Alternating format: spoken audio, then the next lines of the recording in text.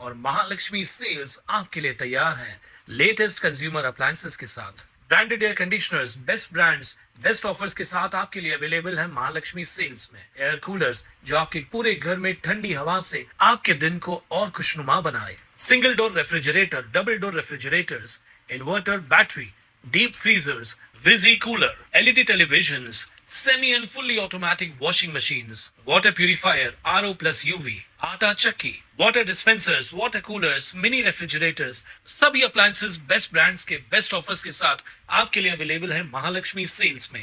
डोंबिवली येथील कल्याण डोंबिवली महानगरपालिकेच्या शास्त्रीनगर रुग्णालयात कर्तव्यावर असलेल्या महिला डॉक्टर्स आणि नर्सेसना झालेल्या अमानुष मारहाणीच्या पार्श्वभूमीवर शिवसेना उद्धव बाळासाहेब ठाकरे पक्षाचे आमदार आदित्य ठाकरे यांनी स्थानिक पदाधिकाऱ्यांसोबत रुग्णालयाला भेट दिली। यावेळी आम्ही तुमच्या सोबत आहोत असा विश्वास यावेळी कर्मचाऱ्यांना देताना ही गुंडगिरी खपवून घेतली जाणार नाही असंही आदित्य यांनी सांगितलंय। रमेश म्हात्रे याला केवळ अटक करून चालणार नाही तर त्याची धिंड काढली पाहिजे, त्याला नगरसेवक पदावरून हटवलं पाहिजे अशी मागणी देखील यावेळी त्यांनी केली आहे। यावेळी बोलताना आदित्य यांनी सत्ताधाऱ्यांचा वरदहस्त असल्यामुळेच रमेश म्हात्रे याच्यावर कारवाई होत नाही असा गंभीर आरोप सत्ताधाऱ्यांवर केलाय। मुख्यमंत्री रमेश म्हात्रे यांच्यावर कारवाई करून त्यांचे नगरसेवक पद रद्द करणार का असा सवाल उपस्थित केला। एकीकडे लाडकी बहीण म्हणायचं मग तिच्या सुरक्षेचं काय असा प्रश्न देखील उपस्थित करत लाडकी बहीण की लाडका रमेश म्हात्रे असा टोला लगावलाय। रमेश म्हात्रे यांना तात्काळ अटक करून नगरसेवक पद रद्द करावे आणि भविष्यात निवडणूक लढवल्यास अपात्र ठरवावे अशी मागणी आदित्य ठाकरे यांनी केली आहे। डॉक्टरांना भेटायला आलेला आहात, नेमकं काय हा गंभीर प्रकार जो झालेला आहे याबाबत आपण काय बोला विधान परिषदेमध्ये? मला वाटतं आपण सगळ्यांनी पाहिलं असेल काल परवाकडे जे आपल्याच माध्यमातून आणि काही महाराष्ट्र वगैरेच्या माध्यमातून माझ्याकडे जे व्हिडिओ झाले, एकंदर भयानक प्रकार झालेला आहे। जर आपण पूर्ण माहिती घेतली तर कोणी कोणावर हात उचलूच नाही, पहिली गोष्ट। दुसरी गोष्ट म्हणजे जे काही आपण माझ्यासमोर आता आपण पण ऐकलत आणि मला वाटतं डॉक्टर साहेबांकडूनच ऐकलत, तुम्ही नर्सेसकडून ऐकलत, जो प्रकार झालेला आहे खरोखर एवढा वेडेपणा आहे। म्हणजे जे हॉस्पिटल, जे डॉक्टर, जे नर्सेस तुम्हाला मदत करण्याचा प्रयत्न करतायत, जे प्रामाणिकपणे तुम्हाला सांगत आहेत की जर इथे डिलिव्हरी झाली तर निकूचा जो बेड असतो तो नाहीये, आम्ही दुसरीकडे तुम्हाला शिफ्ट करण्याचं सगळं जे काही मदत असेल, जे काही कोऑर्डिनेशन असेल, तुमचं ब्लड टेस्ट पासून सगळं इथे करून तुम्हाला तिथे आम्ही मदत करू। आणि हे सगळं होत असताना साधारणपणे त्या 1.5-2 तासाच्या कालावधीत तुम्ही कोणातरी ते बोलवता, रमेश म्हात्रेंना बोलवता, मारहाण करून घेतात, तिथे तुम्ही आवाज चढवतात, घाणेरड्या शब्दांमध्ये अपशब्द वापरता, तुम्ही घाणेरड्या भाषेत सगळे काही बोलता। आणि ते रजिस्टर पण आता हे डोक्यात मारण्याचं त्यांनी दाखवलं, हे जे रजिस्टर आहे बर्थ रजिस्टर आहे, या रजिस्टरमध्ये जे कोणी इथे जन्माला येतात त्यांचा दाखला असतो, आई वडिलांचा दाखला असतो।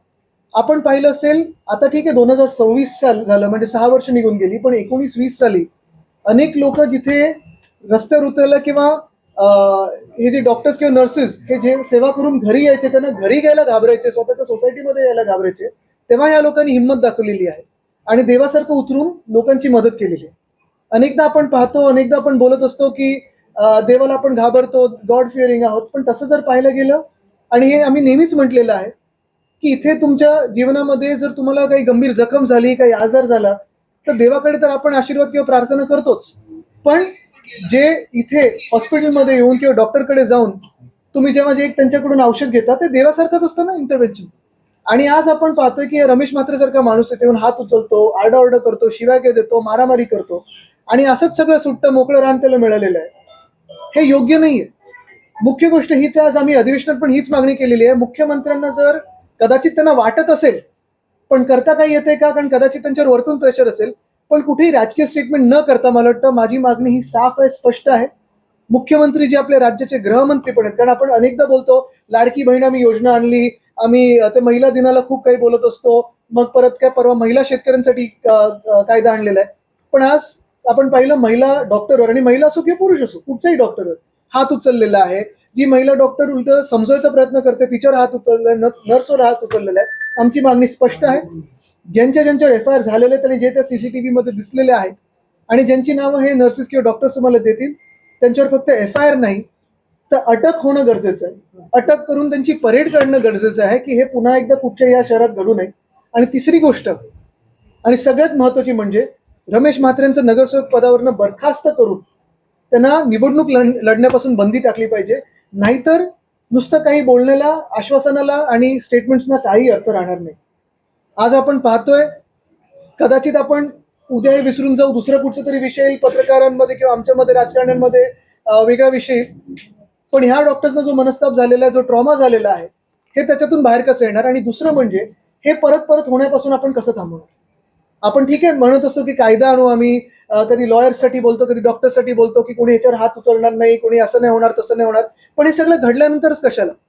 आत्ता कारवाई करायची संधी आहे, मुख्यमंत्र्यांना आत्ता कारवाई करायची वेळ आहे, संधी आहे, त्यांनी आत्ता ती करून दाखवली. जवळपास होती याबाबत आपण काय सांगला? आहेत ना, पण कोणाचे तरी लाडके आहेत. 19 च्या वेळी भोईरेंचंच तिकीट घेतलं होतं ना परत, आणि यांना द्यायला लावलं होतं आम्हाला. मुख्य गोष्ट हीच आहे की आता ठीक आहे म्हणतात ते खासदारांचे एकदम जवळचे आहेत, लाडके आहेत वगैरे, पण मग लाडके बहिणी की लाडके हे रमेश म्हात्रे कोण? आणि परत मी सांगतो की आता त्यांनी काहीतरी स्टेटमेंट दिले की ही डॉक्टर माझ्या मुलीसारखी वगैरे. मी जे परवा अधिवेशनात बोललो महिला शेतकरी सन्मान बिलाच्या वेळी, की कुठचीही महिला तुम्ही प्रत्येक वेळी तिला टॅग देणं गरजेचंच नाही की माझी आईसारखी आहे, माझ्या मावशीसारखी आहे, माझ्या बहिणीसारखी आहे, माझ्या लेकीसारखी महिला आहे, तिला महिलाचा आदर दिलाच पाहिजे. रमेश म्हात्रे यांनी असं स्टेटमेंट केलं की महिलांचा आदर करणं ही बाळासाहेबांची शिकवण आहे. मात्र सीसीटीव्ही मध्ये जर पाहिलं तर हे धक्कादायक आहे. हे काय की हे नुसतं माझ्या आजोबांचं नाव घेऊन भंपकगिरी वाटेल ते बोलत आहेत. जर एवढी हिंमत आणि शिकवण त्यांनी घेतली असती ना, गुवाहाटीला पळाले नसते. पण चला, राजकारण पण मी 1 मिनिटं बाजूला ठेवतोय. येऊन इथे नतमस्तक होऊन यांची माफी मागणार आहे का रमेश म्हात्रे? असेल तर बघा, विचार आहे ना, माफ करत आहेत का? पण येऊन इथे पूर्ण लोटांगण घालून माफी मागू देताना 30 मिनिटाचा व्हॉइस रेकॉर्ड आहे. जवळपास 30 मिनिटं अश्लील भाषेमध्ये महिला डॉक्टर नर्स यांना शिवीगाळ केलेली आहे. हे महाराष्ट्राला शोभनीय आहे का? महाराष्ट्र ह्या लोकांनी, आता ही जे 4-5 राजकारणी लोक आहेत आता सत्तेत बसलेले, त्यांनी एवढ्या भयानक वळणावर नेलेलं आहे. इथून परत आणण्यासाठी आपल्याला खरोखर खूप मेहनत आणि वेळ लागणार आहे. पण ह्या 30 मिनिटांमध्ये आणि जे काही त्यांना फोन करून ते बोलवण्यामध्ये जेवढा वेळ गेला, तेवढ्या ह्याच्यात त्या महिलेची डिलिव्हरी पण झाली असती. आदित्यजी ज्या पद्धतीने आपण पाहिलं की त्यांना पोलीस सुरक्षा होती, त्यांच्याकडे पोलीस गार्ड होता आणि त्यांच्या समोर हा सगळा प्रकार चालू होता आणि त्या प्रकारची माहिती देखील या ठिकाणी दिली. नाही, मुख्य गोष्ट हीच आहे ना की आता राजकीय जी लोक आहेत किंवा मुख्यमंत्री आहेत, उपमुख्यमंत्री आहेत, काय करणार? आता जी मागणी मी मुख्यमंत्र्यांकडे केलेली आहे की तुम्ही हे ना अटक करून दाखवा, यांची परेड करून दाखवा. आणि उपमुख्यमंत्र्यांकडे नगरविकास खातं आहे. ते कुठच्याही नगरसेवकाला धमकी देत असतात, माझ्याकडे येणं तर तुला बरखास्त करतो, माझ्याकडे येणं तर तो डिस्क्वालिफाय करतो. करा ना याला डिस्क्वालिफाय, करा डिस्क्वालिफाय आणि द्या एक मेसेज पूर्ण देशाला की आम्ही होय, आम्ही पुरोगामी महाराष्ट्र आहोत, आम्ही अशा गोष्टी सहन नाही करणार. डिस्क्वालिफाय तुम्ही आरामात करू शकता. जर उद्या तुम्ही असंच एमसीवर हात उचललात महानगरपालिकेच्या आयुक्तावर, डिस्क्वालिफाय व्हाल ना. तुम्ही जर कुठच्याही सरकारी अधिकारी उचललात हात तर नॉन बेलेबल ऑफेन्स होतो. मग डॉक्टरवर का नाही होत? म्हणजे डॉक्टरला जो मारतो त्याच्यावर का नाही होत? बरं, इथे काही चुकीचं सांगत होते का? गैर काही प्रकार झाला का? चुकीचं औषध दिलं का? चुकीचं जास्ती काही बिल लावलं का? तसंही नाही. डॉक्टर तुम्हाला समजून सांगण्याचा प्रयत्न करतायत की जे NICUचं बेड जे लहान मुलासाठी कदाचित गरजेचं असतं, आणि उलट चांगलपणाने ते सांगत होते की ते मूल जर जन्माला असतं सिझेरियननी आणि जर काही प्रीमेच्युअर असतं बर्थ, तर तुम्हाला NICUचं बेड लागला असता. तो जर इथे त्या वेळेत एखादा जो शेवटचा बेड होता तो ऑक्युपाय झाला असेल तर दुसऱ्या हॉस्पिटलला तुमची सोय करून देते. अजून काय करावं यांनी? आदित्यजी, यापूर्वी 5 वेळा ह्या सॉरी, तुमचं कुठून हल्ले झाले. तुमचा आवाज येतो, तुम्ही दिसत नाही. ठीक आहे, 5 वेळा हल्ले झालेत आतापर्यंत, व्यवस्था केली जात नाहीये.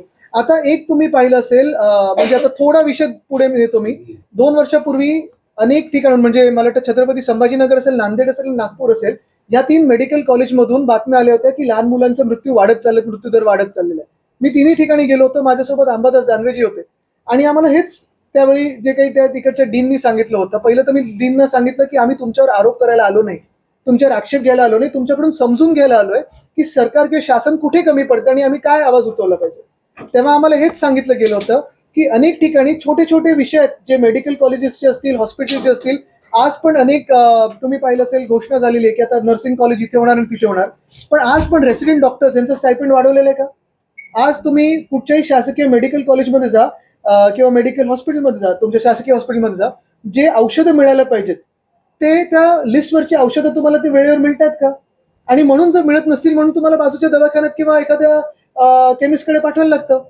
आता जे छोटे मोठे गोष्टी, कुठे भिंत तुटली असते, कुठे कचरा उचलला जात नाही, कुठे नर्सेस जेवढ्या पाहिजेत तेवढे अपॉइंट केले नसतात, ह्या सगळ्या गोष्टींवर जर तुम्ही पुढे कार्यवाहीच केली नाही, अंमलबजावणी केली नाही, तर पुढे काय तुम्ही कशी अपेक्षा करता आरोग्य सेवेची? नगरसेवकाला पोलीस बॉडीगार्ड दिलेला आहे, संताप व्यक्त केलेला आहे. काय सांगाल, नगरसेवकांना अशा पद्धतीने पोलीस बॉडीगार्ड मिळतात? मला वाटतं पोलीस बॉडीगार्ड त्या नगरसेवकाला एवढ्यासाठी दिला असेल की लोकांना त्याच्याकडून काही हानी होऊ नये. पण आता मला वाटतं ह्याच हॉस्पिटलमध्ये पूर्ण त्यांचं मानसिक संतुलन काय आहे, एखादा असा विषय जर समोरून कोणतरी समजून सांगतं तुम्हाला की या महिलेला NICU म्हणजे त्या लहान मुलांना जे जन्माला येईल त्याला गरज आहे, आणि एखादी महिला डॉक्टर इंटरव्ह्यून करते, तुम्हाला समजवण्याचा प्रयत्न करते आणि तुम्ही त्यांच्यावरच हात उचलता, मग ह्याला खरोखर मेंटल टेस्टिंगची गरज आहे. So, त्यामध्ये ते असंही बोलतायत, 5 आरोपीमध्ये ठिकाणी अटक केलेली आहे. 2 का सुटले? अटक केली करा ना 5 जणांना अटक आणि काढा परेड. पुण्यामध्ये वगैरे जशी काढतात ना परेड तशी काढा आरोप्यांची.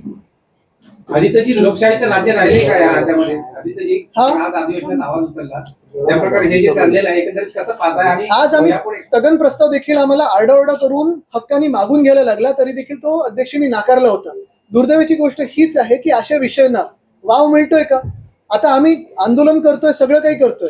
आज डॉक्टर्सनी देखील संप पुकारलेला आहे, तरी मला वाटतं इमर्जन्सी केसेस ते हाताळतात.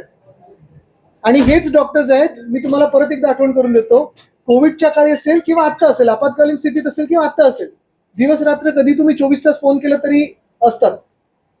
मग ही सगळी स्टंटबाजी जी करायची होती ना, हिंमत असेल ह्या रमेश म्हात्रेंना तर राम मंदिर लुटलं त्यांच्यावर हात उचला, जा बॉर्डरवर पाकिस्तानच्या समोर हात उचला. इथे तुम्ही दादागिरी करताना जे समाजात काही वाईट करतात त्यांच्यावर हात उचलून दाखवा ना. आदित्यजी कुणाल म्हात्रे, स्वानंद मीडिया, कल्याण. ताज्या घडामोडींसाठी स्वानंद न्यूजला सबस्क्राईब करा आणि बेल आयकॉनवर क्लिक करा.